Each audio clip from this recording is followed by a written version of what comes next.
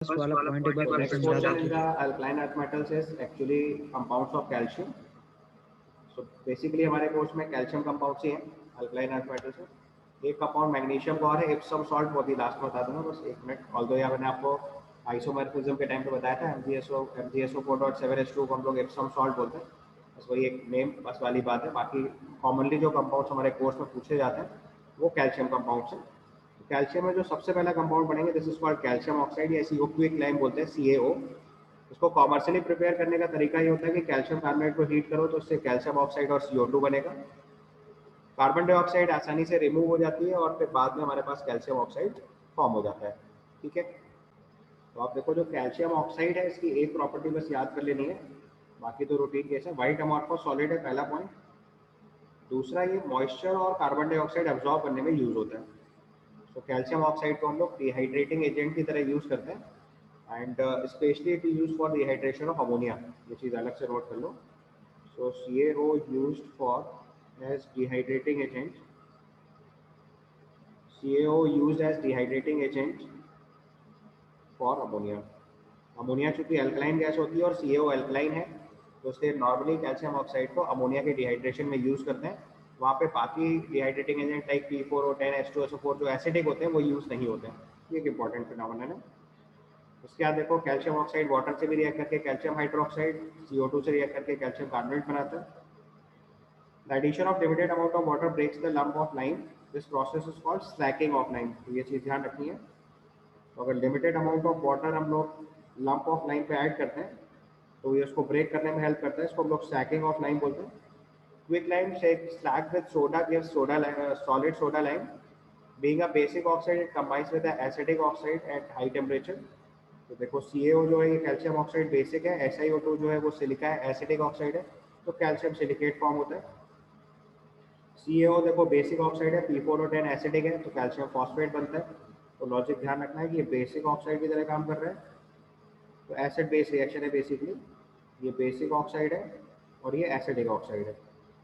यही चीज़ ऊपर वाले रिएक्शन पे भी ध्यान से देख सकते हो, तो एसिड बेस रिएक्शन होकर सॉल्ट फॉर्मेशन हो जा रहा है। इसके बाद अगर इसके यूजेस की बात करी जाए तो उसको हम लोग बेसिकली प्राइमरी मटेरियल की तरह यूज करते हैं सीमेंट फॉर्मेशन में। अभी हम लोग लास्ट में इस चैप्टर में जब सीमेंट पढ़ेंगे तब आपको बताऊंगा। तो सीमेंट फॉर्मेशन में हम लोग basically alkali metal calcium oxide को यूज़ करते हैं। उसके बाद सोडियम कार्बोनेट फॉर्मेशन में अगर आपको याद हो तो वहाँ पे भी सॉल्वे अमोनिया प्रोसेस में ये चीज़ बताया था। और लास्ट में प्योरिफिकेशन ऑफ शुगर या मैन्युफैक्चरिंग ऑफ डाइस में भी इसको यूज़ करते हैं। ये इसके 3-4 मेजर यूजेस हैं जो आपको ध्यान रखने हैं। So purification of sugar, manufacturing of dye stuffs, तो उसमें हम लोग उसको यूज़ करेंगे। नेक्स्ट सब्सटेंस जो हमें पढ़ना है this is called calcium hydroxide या इसको स्लैग लाइम बोलते हैं। कैल्शियम हाइड्रोक्साइड को क्विक लाइम में हम लोग वाटर ऐड करके प्रिपेयर करते हैं। ये भी एक वाइट अमॉर्फस पाउडर है, slightly sparingly soluble in water है। Aqua solution of this substance is referred as lime water, जो कि हम लोग लैब में कार्बोनेट आयन और सल्फाइड आयन टेस्ट करने के लिए यूज करते हैं। And the suspension of slaked lime in water is known as milk of lime. तो the carbon dioxide pass through the lime water turns milky. ये हमारे लैब में कार्बोनेट आयन का टेस्ट होता है बेसिकली, तो उससे कैल्शियम कार्बोनेट फॉर्म होता है। और अगर एक्सेस ऑफ गैस पास करा देते हैं तो कैल्शियम बाइकार्बोनेट फॉर्म हो जाता है। तो ये इंपॉर्टेंट टेस्ट है, इसको ध्यान से याद कर लो, या क्वालिटेटिव एनालिसिस के टाइम पे दोबारा बताऊंगा। So when carbon dioxide is passed through lime water, it turns lime water milky with the formation of calcium carbonate. On passing excess of carbon dioxide, the precipitate dissolves and forms calcium hydrogen carbonate. यही same reaction आप CO2 की जगह SO2 के साथ भी लिख सकते हैं। आइडेंटिकल रिएक्शन होती है। अगर किसी को लिखना है तो यहीं पे CO2 की जगह SO2 लिखेंगे। ये कैल्शियम सल्फाइड बनेगा पहले, वो भी मिल्की होता है। और अगर इसी में आप एक्सेस ऑफ SO2 पास कर देंगे तो ये कैल्शियम बाइसल्फाइड बन जाएगा, जो फिर से सॉल्युबल होता है। ये बिल्कुल आइडेंटिकल रिएक्शन होती है, जैसे CO2 के साथ होती है वैसे SO2 के साथ होती है। इसलिए ये रिएक्शन CO2 और SO2 की कॉमन है। तो एडवांस लेवल पे इस बात को ध्यान रखना, this is not only test of CO2, it is also test of SO2। बिल्कुल आइडेंटिकल रिएक्शन है। लाइम वाटर टेस्ट हम लोग CO2 के लिए भी परफॉर्म करते हैं, SO2 के लिए भी परफॉर्म करते हैं, आइडेंटिकल टेस्ट है। बस अंतर केवल इतना है कि कार्बन डाइऑक्साइड का फर्दर ऑक्सीडेशन पॉसिबल नहीं है, SO2 का फर्दर ऑक्सीडेशन भी पॉसिबल है, क्योंकि SO2 में सल्फर +4 ऑक्सीडेशन स्टेट में है, जो इंक्रीज होकर +6 तक जा सकता है। क्लियर? उसके बाद अगले केस में देखो लिखा है milk of lime reacts with chlorine to form hypochlorite ion. Hypochloride ion जो है वो मेजरली ब्लीचिंग पाउडर का मेन कंपोनेंट होता है, constituent of bleaching powder. Calcium hydroxide की रिएक्शन Cl2 के साथ कराएंगे तो CaCl2 और CaOCl2 बनता है, ये ब्लीचिंग पाउडर हो गया, प्लस 2H2O। तो CaOCl2 में आपको जरा लॉजिक याद रखना है। अगर मैं इसके आयन्स को एक बार समझाऊँ तो कैल्शियम 2 प्लस क्लोराइड आयन और OCl माइनस आयन है, इसको हम लोग हाइपोक्लोराइड आयन बोलते हैं। This is referred as hypochloride ion.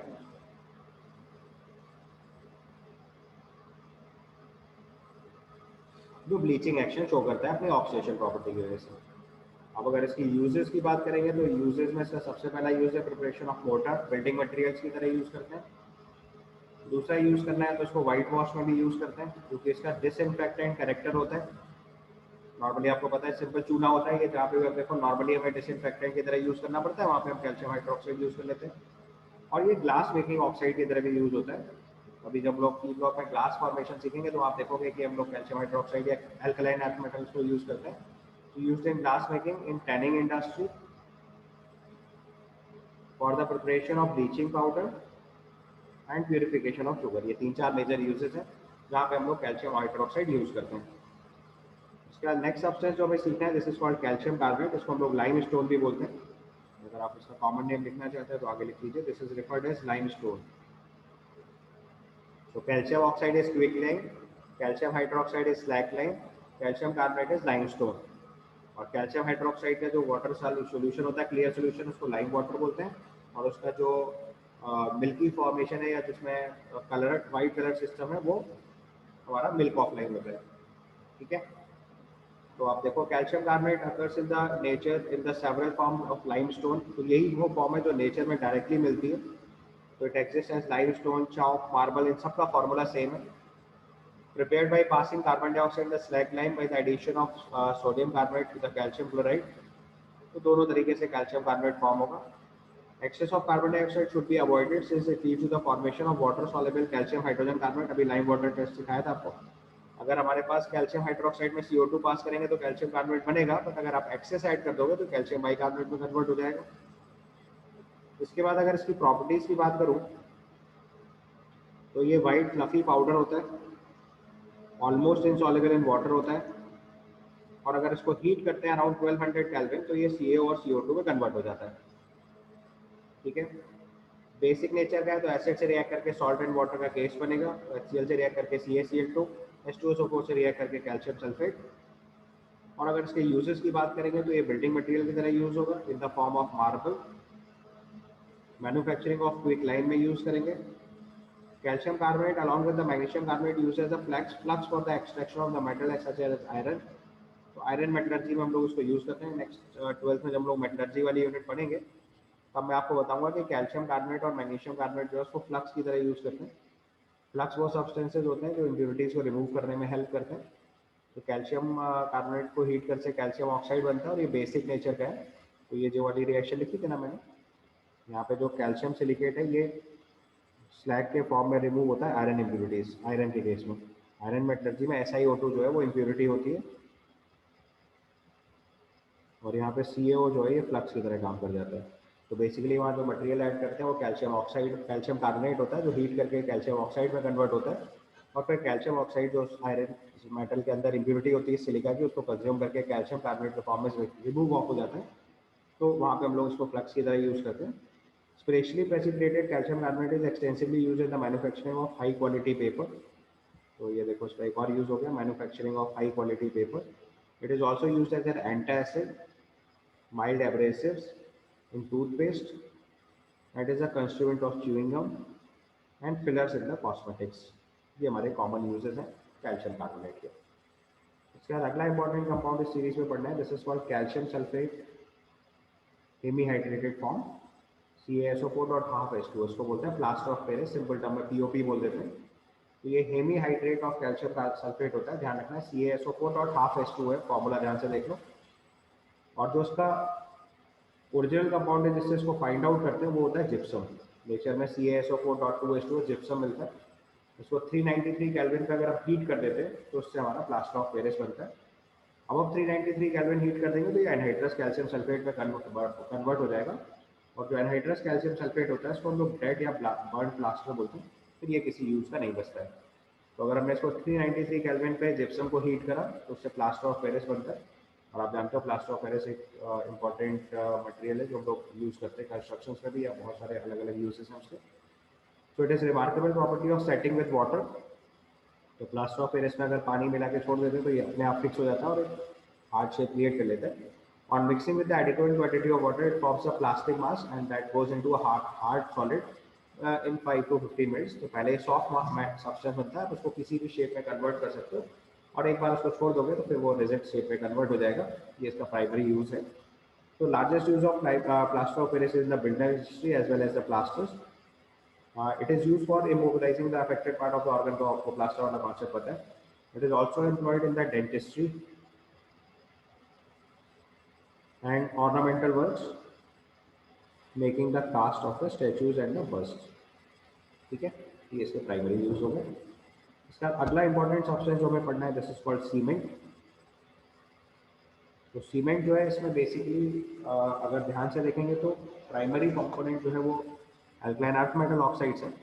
But अगर और प्रिसाइसली बताया जाए तो इसमें 4 ऑक्साइड्स का खेल है। 3 तो यूजफुल है, एक इम्प्योरिटी होती है, बट सीमेंट की क्योंकि कॉस्ट लो रखनी होती है इसलिए इसकी इम्प्योरिटी में जो Fe2O3 फॉर्म होता है उसको रिमूव नहीं करते हैं। तो बेसिकली सीमेंट जो है वो एक इम्पॉर्टेंट बिल्डिंग मटेरियल है जो सबसे पहली बार इंग्लैंड में 1824 में इंट्रोड्यूस किया गया था और उसको हम लोग पोर्टलैंड सीमेंट बोलते हैं। और उसका रीज़न ये है क्योंकि ये एक नेचुरल लाइमस्टोन से मैच करता है बिल्कुल आइडेंटिकली, जो एज पोर्टलैंड इंग्लैंड में मिलता है, इसलिए इसको पोर्टलैंड सीमेंट बोलता है। जो सबसे common type of cement building materials में, बिल्डिंग कंस्ट्रक्शन में यूज होता है वो पोर्टलैंड सीमेंट होती है। ऑल्दो आजकल सीमेंट के भी बहुत सारे वर्जन अवेलेबल है, बट जो सबसे कॉमन वर्जन ऑफ सीमेंट है that is Portland cement. Portland cement के अंदर बेसिकली अगर ऑक्साइड्स की बात करेंगे तो 4 तरह के ऑक्साइड्स मिलेंगे। सबसे पहले कैल्शियम ऑक्साइड जो 50 से 60% होता है, सिलिका ऑक्साइड SiO2 20 से 25%, Al2O3 5 से 10%। उसके बाद इम्प्योरिटीज होती हैं, इसमें आप आयरन ऑक्साइड ध्यान रख लो 1 to 2%, बाकी सब नॉर्मली रेयर अमाउंट होते हैं या थोड़े थोड़े अमाउंट होते हैं। तो जो पहले 3 ऑक्साइड है कैल्शियम ऑक्साइड SiO2 और Al2O3, ये तो यूजफुल ऑक्साइड्स हैं। बाकी MgO Fe2O3 SO3 ये सब इम्प्योरिटीज के फॉर्म में प्रेजेंट होते हैं और इन्हें रिमूव करने में हम कॉस्ट नहीं लगाते क्योंकि रिमूवल में जो कॉस्ट आएगी उससे 2 लॉस होंगे। तो कॉस्ट बढ़ेगी सीमेंट की, दूसरा सीमेंट का वेट कम होगा। और आपको पता है इसको कंस्ट्रक्शन में यूज करना है तो उससे कोई बहुत फर्क नहीं पड़ता कि इम्प्योरिटीज में कुछ बना भी रहेगा। तो इसलिए सीमेंट जो है उसकी कॉस्ट को रेगुलेट करने के लिए या कॉस्ट ना बढ़े उसके लिए हम लोग इन इम्प्योरिटीज को निकालने में बहुत टाइम वेस्ट नहीं करते। जो अच्छी क्वालिटी की सीमेंट होती है उसके अंदर SiO2 और Al2O3 का रेशियो इंपॉर्टेंट होता है, जो आपको याद रखना है। For a good quality cement the ratio of silica SiO2 to alumina Al2O3 should be in between 2.5 to 4 and the ratio of CaO to the total oxide of silicon on Al2O3 and Fe2O3 should be close to possibly 2। मतलब calcium oxide पूरे mixture का लगभग 2 times रहना चाहिए और Al2O3 और SiO2 का जो रेशियो है वो 2.5 से लेकर 4 के बीच में होना चाहिए, क्योंकि 3 ही मेजर ऑक्साइड्स हैं CaO, SiO2 और Al2O3 जिनका यूजेस है।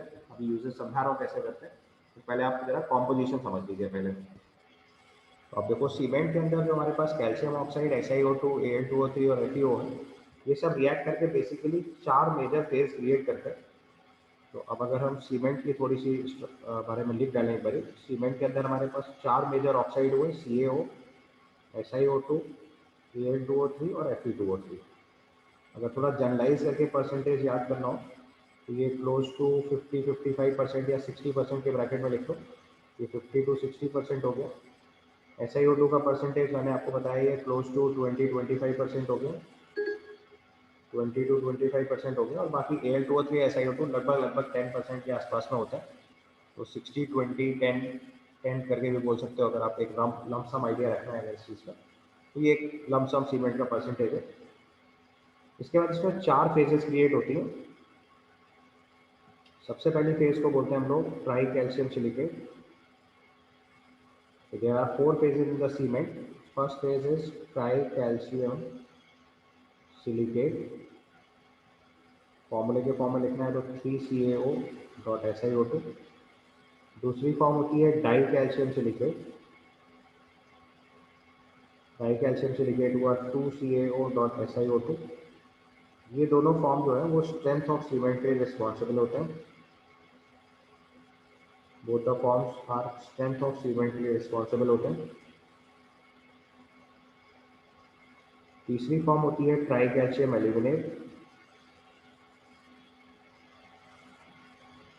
Tri calcium aluminate, this is 3CaO.Al2O3।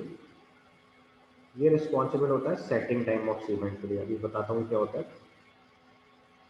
और चौथी फॉर्म होती है tetra calcium एल्यूमिनोफेराइड।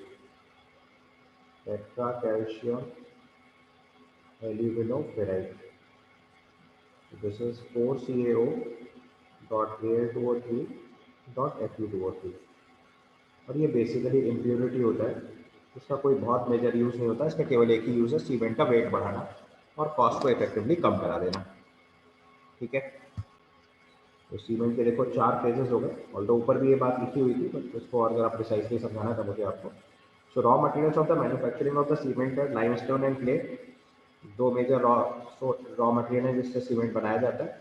When clay and limestone are strongly heated together to fuse, they react to form cement clinker।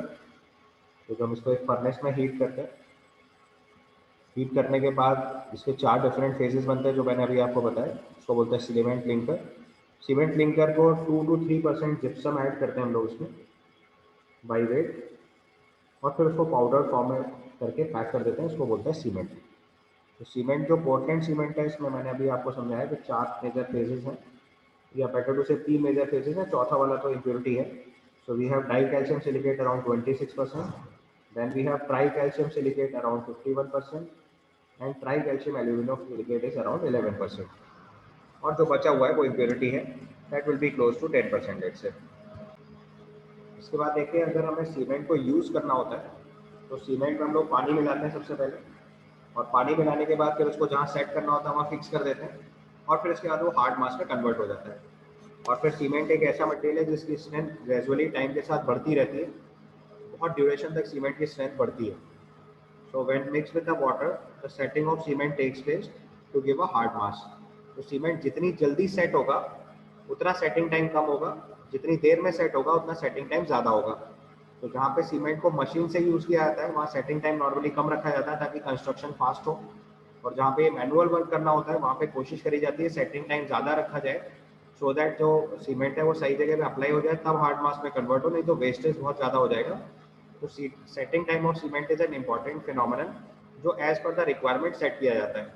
अगर हम सेटिंग टाइम बहुत बढ़ा देंगे तो कंस्ट्रक्शन प्रोसेस बहुत स्लो हो जाएगा, और अगर हम सेटिंग टाइम बहुत कम कर देंगे तो वाटर अप्लाई करने के बाद उसको वाटर ऐड करने के बाद उसको इतनी जल्दी अप्लाई करना पड़ेगा कि अगर आपने उसको थोड़ी देर भी छोड़ दिया तो वेस्ट हो जाएगा। तो there is a balance between the two things, कि आपको वेस्टेज और टाइम ऑफ कंस्ट्रक्शन दोनों चीज़ों में बैलेंस बैठाना पड़ता है। अगले पॉइंट में देखेंगे, this is due to the hydration of the molecules of the constituent with their rearrangement. The purpose of adding gypsum, अब यहाँ जिप्सम ऐड करने का जो रीजन है वो समझ लीजिए। The purpose of adding gypsum is only to slow down the process of setting of cement so that it gets sufficient time to harden. तो नॉर्मली आप देखो हमारे इंडिया में मेजर कंस्ट्रक्शन जो है वो मैनुअली किए जाते हैं, इसलिए सीमेंट का सेटिंग टाइम बढ़ाया जाता है, और उसमें जिप्सम का जो यूज़ है वो क्या है, सेटिंग टाइम बढ़ाने का। तो सीमेंट में ये 4 फेजेस बताए थे, उनकी पाउडर्ड फॉर्म को हम लोग क्लिंकर बोलते हैं, और उसमें हम लोग जिप्सम ऐड करते हैं अलग से। तो अगर और प्रिसाइसली बोला जाए तो एक्चुअल सीमेंट के अंदर ये लगभग 10% होगा, और 2 से 3% जिप्सम ऐड करी जाती है। उसमें एक चीज़ और ऐड करेंगे, 2 to 3% जिप्सम, और जिप्सम का यूज़ होता है टू इंक्रीज सेटिंग टाइम। ये अगर और प्रिसाइसली समझाऊं तो ट्राई कैल्शियम एल्यूमिनेट का अगर परसेंटेज बढ़ाएंगे तो सेटिंग टाइम कम हो जाएगा। तो ये भी पॉइंट अलग से लिख लो, if tri calcium aluminate,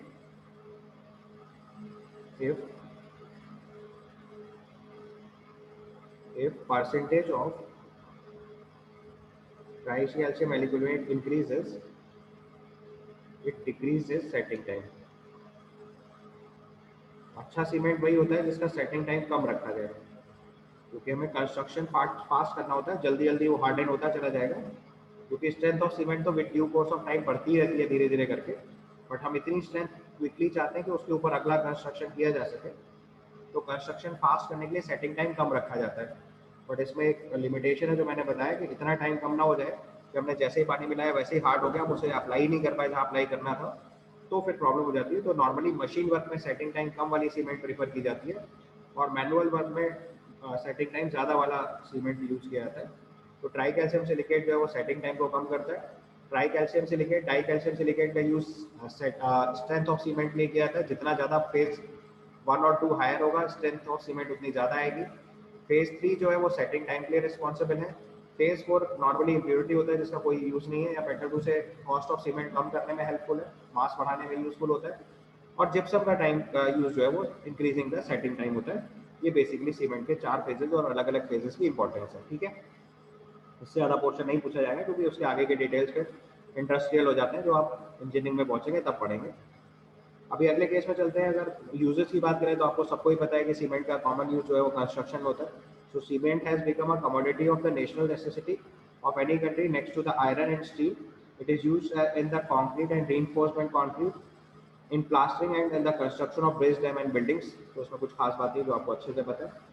now the last part of this chapter is biological importance of magnesium and calcium. तो अब अगर बायोलॉजिकल इंपॉर्टेंस में देखेंगे तो आपको मैंने एल्कली मेटल्स के टाइम पे बताया था कि पोटेशियम और सोडियम बहुत हाई कंटेंट में होते हैं। उसके रिस्पेक्ट में मैग्नीशियम और कैल्शियम में देखो सिग्निफिकेंटली गुड है। तो अगर ऑर्डर के रिस्पेक्ट में याद कराया जाए तो कैल्शियम सबसे ज़्यादा हुआ, फिर पोटेशियम हुआ, फिर सोडियम हुआ, फिर मैग्नीशियम हुआ, तब आयरन और कॉपर का नंबर आता है किसी भी नॉर्मल ह्यूमन बॉडी के अंदर। So the daily requirement of human body has been estimated to 200 to 300 milligram. इतनी रिक्वायरमेंट हमारी बॉडी में कैल्शियम और मैग्नीशियम की होती है। इसके बाद अगर इसके यूजेस की बात करें तो all enzymes that utilizes ATP in the phosphate transfer requires magnesium as the cofactor। ये आपका मैग्नीशियम का यूज हो गया।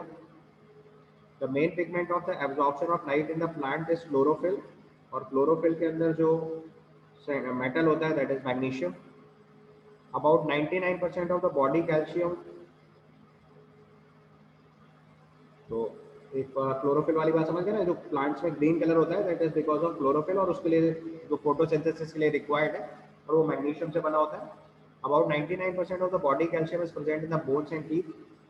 It also plays important role for the neuromuscular function, interneural transmission, cell membranes integrity and blood coagulation. The calcium concentration in the plasma is regulated about 100 milligram per liter. It is maintained by two hormones, calcitonin and parathyroid hormone, जो calcium के level को maintain करते हैं। ठीक है, बाकी कोई बहुत मेजर यूजेस नहीं है, कॉमन यूजेस बस याद कर लीजिए, इतने से काम चलेगा। तो this completes your unit. Basically बस बायोलॉजिकल इंपॉर्टेंस में ध्यान रखना है कि मैग्नीशियम क्लोरोफिल का इंपॉर्टेंट सब्सटेंस है, एटीपी फॉस्फेट ट्रांसफर में कोफैक्टर की तरह यूज करते हैं, और कैल्शियम जो हमारे बोन और टीथ का मेन कंपोनेंट है, जो हमारे कैल्शियम की जो कॉन्सेंट्रेशन है प्लाज्मा के अंदर अराउंड 100 मिलीग्राम पर लीटर के बीच में मेंटेन रखनी पड़ती है, जो दो हार्मोन से रेगुलेट होती है। और हमारी बोन का जो कंटिन्यूअस पार्ट है उसमें कुछ पार्ट हमेशा प्लाज्मा में डिजॉल्व हो रहता है और फिर से कैल्शियम रीडिपॉजिट होता रहता है। तो अराउंड 400 मिलीग्राम पर डे एक नॉर्मल आदमी के अंदर कैल्शियम का डिपोजिशन चेंज होता रहता है। तो इतनी बात ध्यान रखेंगे तो बायोलॉजिकल इंपॉर्टेंस भी कंप्लीट हो जाएगी। So this completes your S block. Thank you.